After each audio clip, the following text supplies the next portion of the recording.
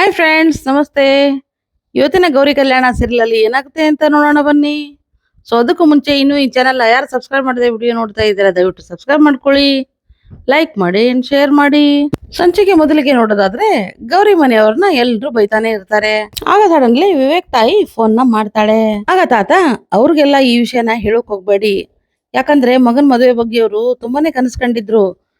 ಇವಾಗ ಈ ತರ ಆಗಿದೆ ಅಂತ ಎಲ್ಲ ಗೊತ್ತಾದ್ರೆ ಅವ್ರು ತುಂಬಾನೇ ಬೇಜಾರ್ ಮಾಡ್ಕೋತಾರೆ, ಅವ್ರಿಗೆ ಈ ವಿಷಯನ ಹೇಳಕ್ ಹೋಗ್ಬೇಡಿ ಅಂತ ಹೇಳಿದಾಗ ಸರಿ ಆಯ್ತು ಅಂತ ಹೇಳಿ ಏನೋ ಅಂತ ಹೇಳಿ ಮ್ಯಾನೇಜ್ನ ಮಾಡ್ತಾರೆ. ಆಗ ವಿವೇಕ್ ತಾಯಿ, ಅಲ್ಲರಿ ನಾವ್ ಇಷ್ಟೊಂದೆಲ್ಲ ಕನಸ್ಕೊಂಡಿದ್ವಿ, ನಮ್ಮ ಮಗನ್ ಮದ್ವೆನ ನಾವು ಮಾಡಕ್ ಆಗ್ಲೇ ಇಲ್ಲ ನೋಡಿ ಅಂತ ಹೇಳಿದಾಗ, ಯಾಕೆ ತಲೆ ಕೆಡ್ಸ್ಕೊತೀಯ, ಸೊಸೆನ ಮನೆ ತುಂಬಿಸ್ಕೊಳ್ಳೋ ಕಾರ್ಯಕ್ರಮನ ನಾವು ಮಾಡೋಣ, ನೀನೇನು ತಲೆ ಕೆಡ್ಸ್ಕೊಬೇಡ ಅಂತ ವಿವೇಕಪ್ಪ ಹೇಳ್ತಾನೆ. ಈ ಕಡೆ ಮಂಟಪದಲ್ಲಿ ಎಲ್ರಿಗೂ ಸಿಟ್ಟು ಬಂದು ಗಂಡಿನ ಕಡೆಯವರು ಹೊರಟೋಗಕ್ಕೆ ನಿಂದಿರ್ತಾರೆ. ಆಗ ಕಾಂತ ಎಲ್ರ ಕಾಲ್ ಬೀಳ್ತಾ, ಹೋಗ್ಬೇಡಿ ಹೋಗ್ಬೇಡಿ, ಹೇಗಾದ್ರೂ ಮಾಡಿ ಈ ಮದ್ವೆನ ನಡ್ಸ್ಕೊಡಿ ಅಂತ ಹೇಳ್ತಾನೆ ಇರ್ತಾಳೆ. ಆದ್ರೆ ಎಲ್ರು ಕಾಂತನ ದೂಸಿ ಅಲ್ಲಿಂದ ಹೊರಟೋಗ್ತಾನೆ ಇರ್ತಾರೆ. ಆಗ ಕಾಂತಲಕ್ಷ್ಮಿ, ನಿಂತ್ಕೊಳ್ರಿ, ಹಾಗೆಲ್ಲ ಮಾಡಕ್ ಹೋಗ್ಬೇಡಿ, ನನ್ನ ಮಗಳ ಜೀವನ ಹಾಳಾಗೋಗುತ್ತೆ, ದಯವಿಟ್ಟು ಮದ್ವೆ ಮಾಡ್ಕೊಳ್ಳಿ ಅಂತ ಜೋರಾಗಿ ಹೇಳ್ತಾ ಇರ್ತಾಳೆ. ಆಗ ಸಡನ್ಲಿ ಅವಳಿಗೆ ಎದೆ ನೋವು ಬಂದು ಅಲ್ಲೇ ಕೆಳಗಡೆ ಕುಸ್ತು ಬಿದ್ದ್ಬಿಡ್ತಾಳೆ. ಇದನ್ನ ನೋಡಿ ಗೌರಿ ಓಡೋಡ್ ಬಂದು, ಅಮ್ಮ ಏನಾಯ್ತಮ್ಮ, ಎದ್ದಳಮ್ಮ ಅಂತ ಅಮ್ಮನ್ನ ಎಬ್ಬಿಸ್ತಾ ಇರ್ತಾಳೆ. ಆಗ ದಿನ ಬಂದು ಕುಟುಂಬದವರು ಎಲ್ರು ವಾಪಸ್ ಬರ್ತಾರೆ. ಏನಾಯ್ತು ಇವ್ರಿಗೆ, ಏನಾಯ್ತು ಅಂತ ಎಲ್ರು ವಿಚಾರಣೆ ಮಾಡೋಕೆ ಶುರು ಮಾಡ್ತಾರೆ. ಜ್ಞಾನೇಶ, ಫೋನ್ ಮಾಡು, ಆಂಬುಲೆನ್ಸ್ನ ಫೋನ್ ಮಾಡು ಅಂತ ಹೇಳಿದಾಗ ಕಾಂತ, ಬೇಡ, ನಾನು ಆಸ್ಪತ್ರೆಗೆ ಹೋಗಲ್ಲ ಗೌರಿ, ನಾನು ನಿನಗೆ ಮೋಸ ಮಾಡ್ಬಿಟ್ಟೆ ಕಣೆ, ದೊಡ್ಡ ಮಗಳು ಅಂತ ನಿಮ್ಮಿಬ್ಬರು ನಾನು ಲೆಕ್ಕಕ್ಕೆ ತಗೋಲಿಲ್ಲ, ಆದ್ರೆ ಇನ್ಮೇಲೆ ನಿಮ್ಮನ್ನ ಚೆನ್ನಾಗಿ ನೋಡ್ಕೋತೀನಿ, ದಯವಿಟ್ಟು ನನ್ನ ಕ್ಷಮಿಸ್ಬಿಡಿ ಅಂತ ಕೇಳ್ಕೊತಾ ಇರ್ತಾಳೆ. ಇದನ್ನೆಲ್ಲ ನೋಡಿ ವಿವೇಕ್, ಇವ್ರದೊಂದು ದೊಡ್ಡ ಡ್ರಾಮಾ ಅಂತ ಅನ್ಕೊಂಡು ಅಲ್ಲಿಂದ ಹೊರಟೋಗ್ಬಿಡ್ತಾನೆ. ಅದೇ ಟೈಮಿಗೆ ಮೀಡಿಯಾದವ್ರು ಬಂದು ವಿವೇಕನ್ನ ಕೇಳ್ತಾರೆ, ಅಲ್ಲ ಇಷ್ಟೆಲ್ಲ ಆಗ್ತಾ ಇದೆ, ಇದ್ರ ಬಗ್ಗೆ ನಿಮ್ದು ಎರಡು ಮಾತನ್ನ ಹೇಳ್ಬೋದಲ್ಲ ಅಂತ ವಿವೇಕ್ನ ರೇಗಿಸ್ತಾರೆ. ಅದೇ ಟೈಮಿಗೆ ಮದುವೆಯನ್ನ ನಿಶ್ಚಯ ಮಾಡ್ರೋ ಏನ್ ಪುರೋಹಿತ ಇರ್ತಾರಲ್ವಾ, ಅವ್ರು ಅಲ್ಲಿಗೆ ಬರ್ತಾರೆ. ಅವ್ರು ಬಂದು, ಅಲ್ಲ ಮದ್ವೆ ಏನು ನಡೀತೆ ಅಂತ ಅನ್ಕೊಂಡು ಆಶೀರ್ವಾದ ಮಾಡಿ ಹೋಗೋಣ ಅಂತ ಬಂದಿದ್ದೆ, ಆದ್ರೆ ಇಲ್ಲಿ ನೋಡಿದ್ರೆ ಮದುವೆನೇ ನಡೀತಾ ಇಲ್ಲ, ಏನಾಗಿದೆ ಅಂತ ದಿನವದು ಕುಟುಂಬದ ಮುಖ್ಯಸ್ಥನ ಕೇಳ್ತಾರೆ. ಆಗ ಆತ, ಇಲ್ಲ ಇಷ್ಟೆಲ್ಲ ಆಗೋಯ್ತು, ಮದ್ವೆ ಕ್ಯಾನ್ಸಲ್ ಆಯ್ತು ಅಂತ ಹೇಳ್ತಾನೆ.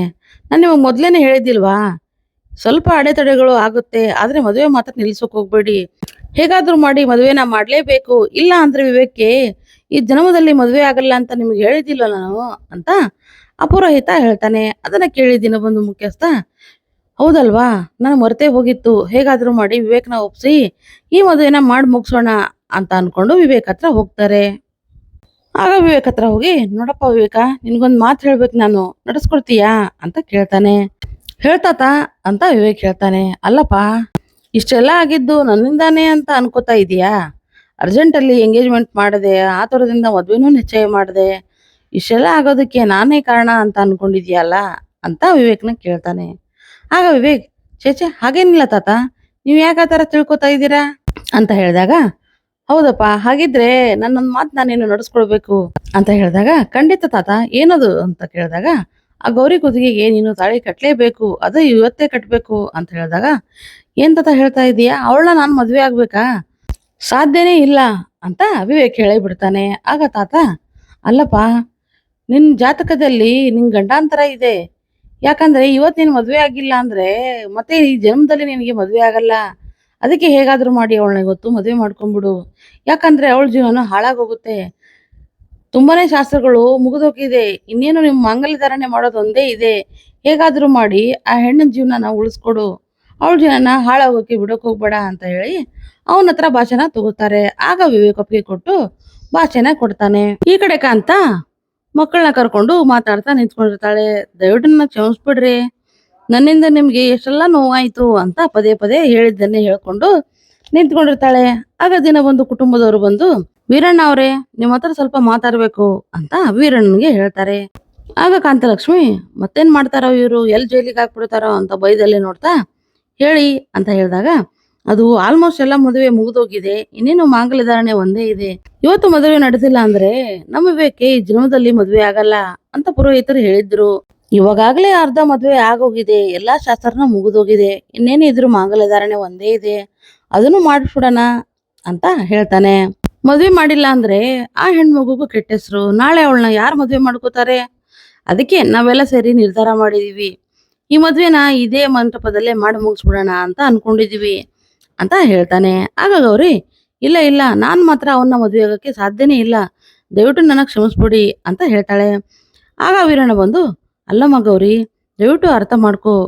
ನಾನು ಇವ್ರ ಬಗ್ಗೆ ಕೇಳಿದ್ದೆ, ಇವ್ರ ಕುಟುಂಬದ ಬಗ್ಗೆ ತಿಳ್ಕೊಂಡಿದ್ದೆ. ಆದ್ರೆ ಇವರು ತುಂಬಾನೇ ಒಳ್ಳೆಯವರು. ನೋಡಿದ್ಯಾ, ಇವತ್ತು ನಿನ್ ಜೀವನದ ಬಗ್ಗೆ ಯೋಚನೆ ಮಾಡ್ತಾ ಇದ್ದಾರೆ. ನಿನ್ ಜೀವನದ ಬಗ್ಗೆ, ಅವ್ರ ಮೊಮ್ಮಗನ ಜೀವನದ ಬಗ್ಗೆ ಅವ್ರಿಗೆ ಎಷ್ಟೊಂದು ಆಸಕ್ತಿ ಇದೆ. ಅದಕ್ಕೆ ಅವರು ಈ ಮದುವೆಗೆ ಒಪ್ಕೊಂಡಿದ್ದಾರೆ. ದಯವಿಟ್ಟು ಈ ಮದುವೆನ ಒಪ್ಕೊಂಡ್ಬಿಡು ಅಂತ ಹೇಳಿದಾಗ, ಅಪ್ಪ ದಯವಿಟ್ಟು ನನಗೆ ಕ್ಷಮಿಸ್ಬಿಡು.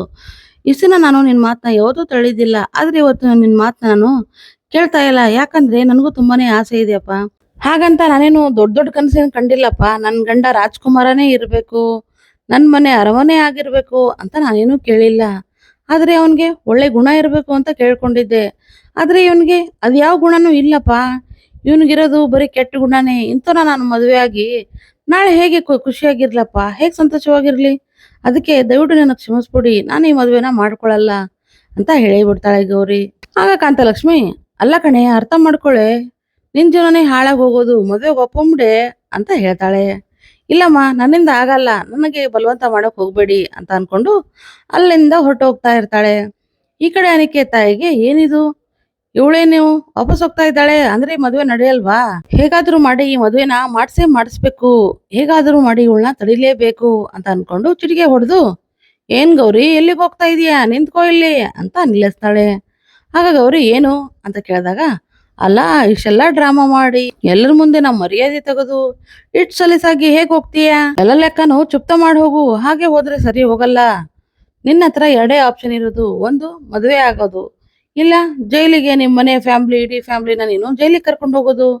ಎರಡರಲ್ಲಿ ನೀನೇ ಯೋಚನೆ ಮಾಡು ಯಾವ್ದು ಸೂಕ್ತ ಅಂತ. ಮರ್ಯಾದೆಯಿಂದ ಬಂದು ಮದ್ವೆ ಮಂಟಪದಲ್ಲಿ ಕೂತ್ಕೋ ಅಂತ ಜೋರಾಗಿ ಗೆದರ್ಸ್ತಾಳೆ. ಆಗ ಗೌರಿ, ಇಲ್ಲ ರೀ, ನನ್ನಿಂದ ಆಗಲ್ಲ ಅಂತ ಹೇಳಿದಾಗ, ಹೌದಾ, ಹಾಗಿದ್ರೆ ಇದನ್ನೇ ನಾನು ನಿಮ್ಮ ಮನೆಯಲ್ಲಿ ಹೇಳ್ಕೊಟ್ಟಿರೋದು. ಅಲ್ಲ, ಇನ್ನೊಬ್ರು ಮರ್ಯಾದೆ ತಗೋಕೆ ಅಂತಾನೆ ಹುಟ್ಟಿದಾರ ನೀವು? ಅಲ್ಲ, 3 ಜನ ಹೆಣ್ಮಕ್ಳು ಇಂಥದ್ದೇನಾ ಮಾಡೋದು ನೀವು? ನಿಮ್ಮನ್ನ ಇದೇ ತರ ನಿಮ್ಮಪ್ಪ ಬೆಳೆಸಿದಾನ? ನಿಮ್ಮಪ್ಪ ಏನು ಅಸಹಾಯಕ ಅಲ್ಲ, ಅವನೊಬ್ಬ ಅಯೋಗ್ಯ ನಾಲಾಯಕ ಅಂತ ಏನೇನೋ ಬೈಯೋಕೆ ಶುರು ಮಾಡ್ಬಿಡ್ತಾಳೆ. ಇಲ್ಲಿಗೆ ಈ ಸಂಚಿಕೆ ಎಂಡ್ ಆಗತ್ತೆ. ಈ ಸಂಚಿಕೆ ನಿಮ್ಗೆ ಇಷ್ಟ ಆದ್ರೆ ಖಂಡಿತ ಲೈಕ್ ಮಾಡಿ, ಶೇರ್ ಮಾಡಿ ಅಂಡ್ ಸಬ್ಸ್ಕ್ರೈಬ್ ಮಾಡಿ. ಸೊ ನೆಕ್ಸ್ಟ್ ವಿಡಿಯೋದೊಳಗೆ ಸಿಗೋಣ. ಸೊ ಅಲ್ಲಿವರೆಗೂ Tata, bye bye, take care.